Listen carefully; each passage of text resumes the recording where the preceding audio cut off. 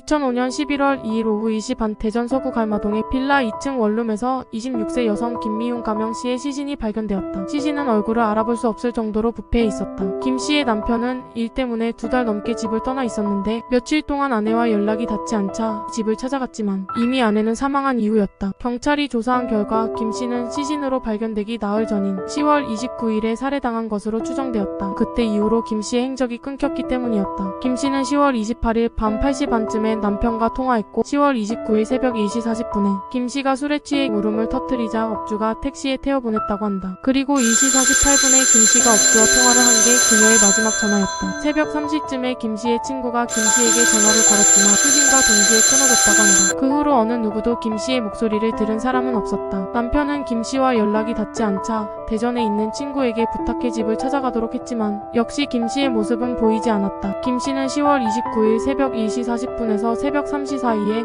피살된 것으로 보였다. 시신의 부패가 비교적 빠른 편이었는데 범인이 창문을 모두 닫고 보일러를 켜놨기 때문이었다. 현장에 출동한 경찰들은 특이한 범행 흔적을 발견했다. 집 안 곳곳에 부침가루들이 흩뿌려져 있었던 것이다. 마치 영화 공공의 적에서 범행 흔적을 지우기 위해 밀가루를 뿌려대는 장면을 모방한 것처럼 보였다. 범인이 범행 흔적을 은폐하려는 시도는 부침가루를 흩뿌린 것 외에도 몇 가지 더 있었다. 범인은 범행 후 세탁기로 빨래를 돌렸는데 침대에 있던 이불을 걷어 세탁해서 범행 흔적을 지우려 한 것으로 보였다. 또 방에는 텔레비전도 켜져 있었는데 이 역시 TV 소리로 범행 과정에서 소리가 새어나가는 것을 잠재우기 위한 범인의 소행으로 보였다. 살해된 김 씨는 외투를 그대로 입은 채 방 바닥에 반드시 누워 있었다. 외출해서 돌아온 지 얼마 되지 않아 살해당했다는 걸 보여주었다. 김 씨의 마지막 행적이 업주가 잡아준 택시를 타고 집에 돌아갔고 그날 새벽 3시에 친구와 연락이 두절되었다는 점을 고려하면 사망 추정 시각은 10월 29일에 귀가한 그 시점이었을 것으로 추정되었다. 윗옷은 가슴 위로 들쳐져 있고 바지는 무릎까지 내려져 있었다.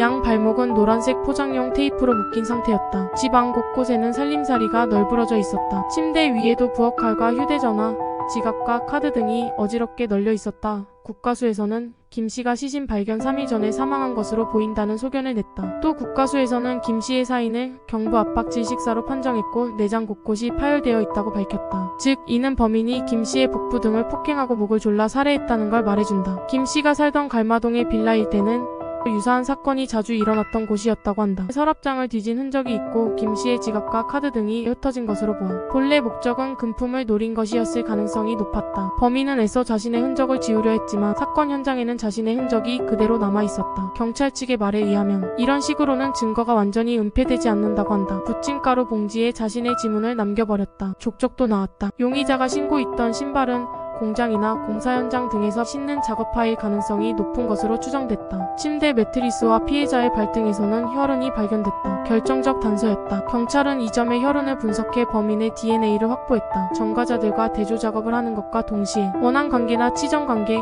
우발적 범행 등 모든 가능성을 열어놓고 수사했다. 그러나 김 씨는 누군가에게 원한을 살만한 일을 한 사람이 아니었고 삼각관계에 있지도 않았다. 정황상 면식범의 소행일 가능성도 낮아 보였다. 주변 인물들의 알리바이는 명확했다. 비디오 대여점 등을 돌며 공공의적 영화를 빌려본 사람들을 상대로도 수사했지만 끝내 범인의 모습은 드러나지 않았다.